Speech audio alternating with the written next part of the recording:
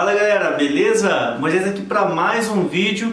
E nesse vídeo, pessoal, a gente vai estudar um assunto que é muito interessante. As pessoas que já estudaram, um pouco de teologia, já se depararam um pouquinho com esse assunto, que é o período interbíblico. Então nesse vídeo, pessoal, a gente vai estudar um pouquinho o que é esse período interbíblico, algumas coisas que aconteceu nesse período, e sem muita enrolação, vamos começar então. Seguinte, pessoal, esse vídeo então a gente vai falar desse período aqui, literalmente o período interbíblico. E que é esse período interbíblico? O período interbíblico é o período, só um detalhe, nesse vídeo aqui eu vou chamar de Antiga Aliança e Nova Aliança, ou Antigo Testamento e Novo Testamento. Então a gente vai ter aqui o período interbíblico exatamente 400 anos do período do Antigo Testamento para o período do Novo Testamento. Então esse período que fica entre o Antigo Testamento e o Novo Testamento é exatamente 400 anos, e esses 400 anos recebem vários nomes. E alguns nomes eu anotei para vocês aqui, Algumas pessoas vão chamar esse período de o período negro. Outras pessoas vão chamar esse período de intertestamentário e outros vão chamar de período interbíblico. Esse período, então, pessoal, é literalmente os 400 anos que acontece entre a Antiga Aliança e a Nova Aliança. E aqui eu coloquei uma observação, Algumas pessoas vão dizer que nesse período foi literalmente conhecido também como o período do silêncio de Deus. Então por 400 anos Deus não levantou profetas para falar com o seu povo. E assim, pessoal, vamos pensar aqui um pouco. Nesse período, como não teve profetas que se levantaram, as próprias pessoas começaram a se levantar e falar sobre as coisas de Deus. Nesses 400 anos, vários acontecimentos surgiu. Então um desses acontecimentos foi o nascimento da sinagoga, entre outros eventos que a gente vai conversar aqui também nesse vídeo.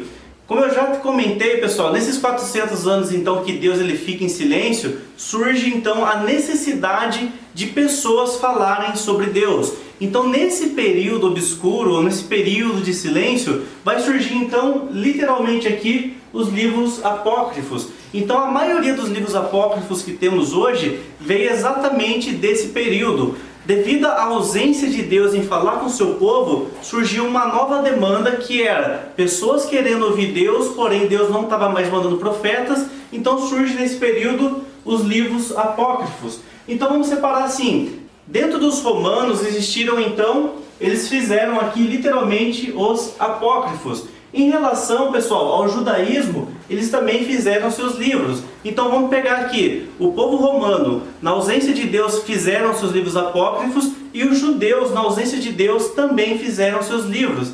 Esses livros ficaram conhecidos como pseudos epígrafos. Esses camaradas aqui, aí surgiu outros livros também. Entre eles está o livro de Enoque e o livro de Baruque. Então nesse período de 400 anos, tanto os romanos como os judeus, eles foram criando os seus livros. Os romanos criaram os livros apócrifos e os judeus criaram os pseudos epígrafos, que também são livros, entre aspas, aí, apócrifos. Fechou? Então vamos lá, pessoal. Por que surge então a necessidade de livros apócrifos? Exatamente pela ausência de um profeta que escrevesse coisas realmente inspiradas por Deus.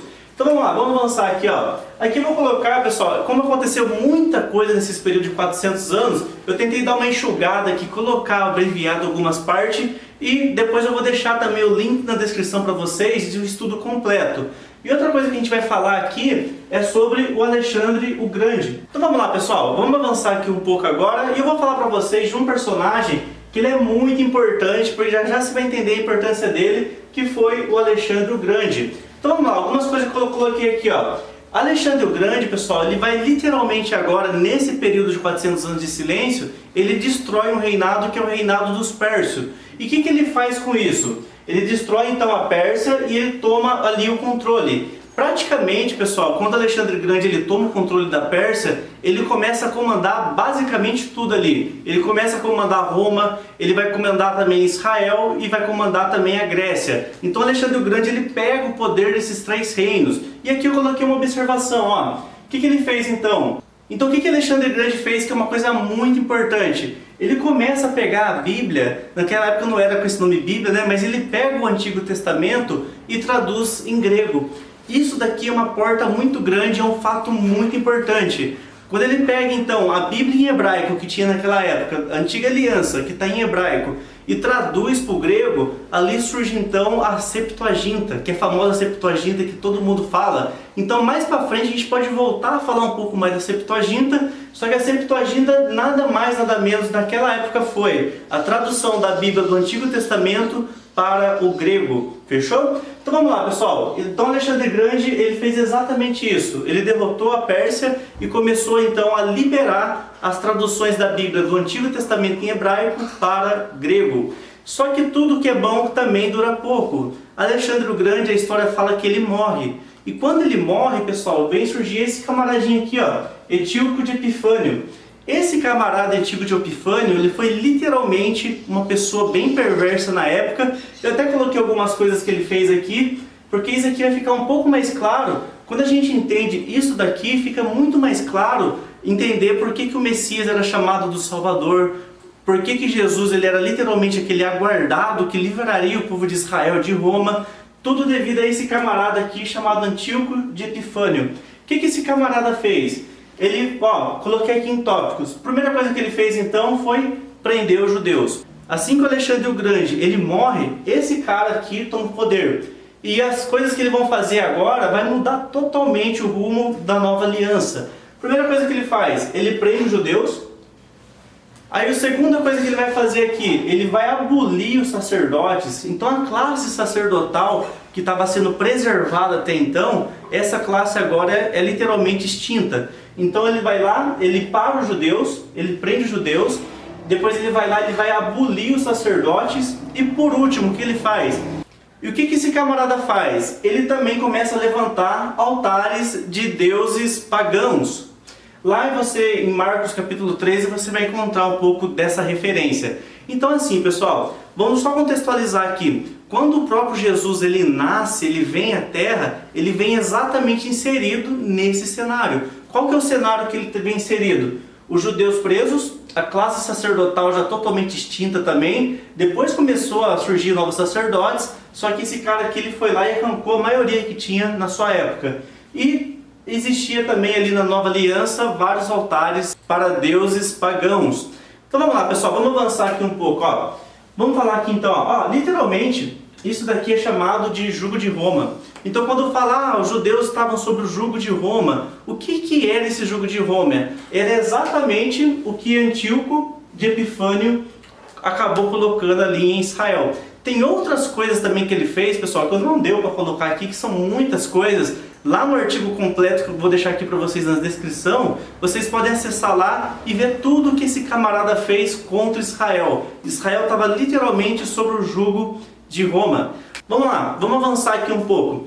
É o seguinte, pessoal, nesse período também que Israel está sob o jugo de Roma, tem várias coisas acontecendo, surge também vários movimentos, seja movimentos religiosos, movimentos políticos, e é sobre esses movimentos que eu vou falar para vocês. Lembrando, para você entender a nova aliança, certas coisas, você precisa entender isso. Então assim, quem que surge também nesse período de 400 anos?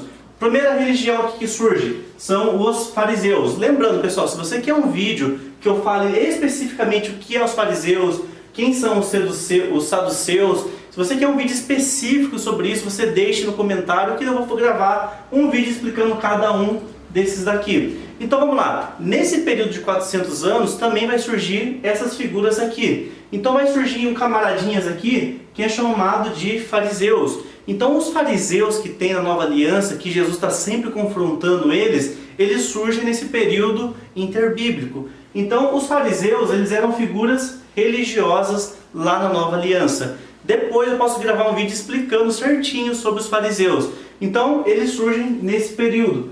Depois vem uma outra galerinha aqui chamada saduceus. Eles eram os ricos, aqueles que tinham mais poder aquisitivo, eles frequentavam então essa religião que era dos saduceus.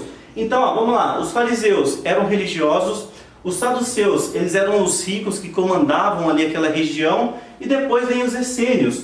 Esses essênios aqui são figurinha carimbada também, pessoal, depois eu posso gravar um vídeo só sobre eles. Eles eram literalmente os mundanos. Eles falavam que devido ao prazer carnal, ao prazer físico, então eles pregavam muito isso. Tanto é que lá em 1 Coríntios, Paulo vai falar um pouco sobre isso, e a maior parte das pessoas que estavam ali, eles eram adeptos às culturas dos essênios. E depois, pessoal, tinha os herodianos, que eram políticos. Então a gente sabe que tinha o Herodes, e devido à grande influência de Herodes nos tempos bíblicos, surgiu várias pessoas ali que viraram os herodianos. Quem que eram os herodianos? Aquelas pessoas que seguiam literalmente o que Herodes fazia. Pessoal, aqui eu quero já abrir um pequeno gancho aqui. E ainda hoje, pessoal, é uma coisa que existia desde lá de trás, mas ainda hoje reflete muito isso. Lá nos tempos bíblicos, então, tinha os herodianos, que devido a seguir as leis de Herodes, e hoje ainda existem essas pessoas que seguem políticos fielmente. Eu estou falando de direita, esquerda, nada disso, viu, pessoal? Eu estou falando das pessoas que seguem esses líderes religiosos, brigam por causa desses líderes religiosos. Esse tipo de pessoas existem até hoje. E esses líderes políticos, pessoal, existia desde os tempos bíblicos. Então tinha a galerinha ali que eram os herodianos. Mais pra frente eu posso gravar um vídeo explicando quem eram os fariseus com mais detalhe, quem eram os saduceus, os essênios e os herodianos. No link que eu vou deixar para vocês aqui embaixo também tem uma explicação sobre isso. Vamos lá, pessoal, vamos avançar aqui um pouco. Aqui eu vou falar mais um pouquinho agora de algumas características do período interbíblico. A grande pergunta, o que Deus estava fazendo nesse período interbíblico? É uma pergunta que muitas pessoas fazem. Se Deus estava em silêncio por 400 anos, o que Deus estaria fazendo nesse período? Eu vou tentar responder essa pergunta, pessoal, de uma forma um pouco bíblica, porque tudo que Deus fez nesse período de 400 anos foi exatamente para preparar a vinda do Messias à Terra. Então Deus estava preparando, pessoal, literalmente ali 3 coisas para 3 povos. Então a gente tinha ali os romanos, os gregos e os judeus. Esses 3 povos estavam ali ocupando a mesma região e eles falavam também a mesma língua. Então esses 400 anos que Deus praticamente se ausentou foi muito importante, porque Ele estava preparando o caminho tanto para os judeus, Ele estava preparando o caminho tanto para os romanos como para os gregos, para que quando Ele viesse, Ele pudesse impactar literalmente os 3 grandes povos que ocupavam aquela região. Então vamos lá, pessoal, coloquei aqui, para os judeus, aqui eu não coloquei todos, mas eu coloquei algumas observações.